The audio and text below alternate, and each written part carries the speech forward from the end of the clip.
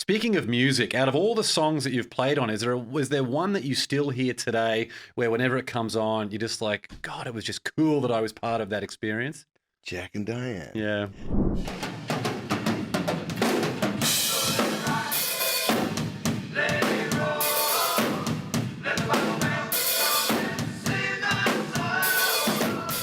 Biggest #1 hit single for John Mellencamp.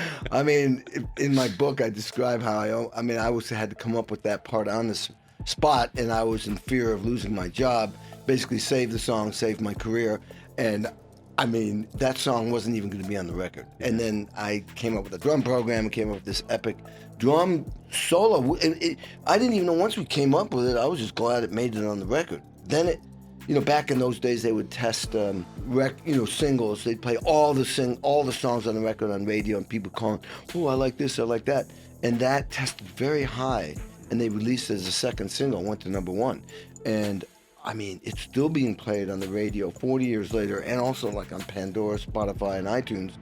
I mean, and it's one of the two probably biggest drum solos on pop radio. The other one is Phil Collins' "In the Air Tonight." I mean, that blew John Cougar Mellencamp's career up, but completely launched mine.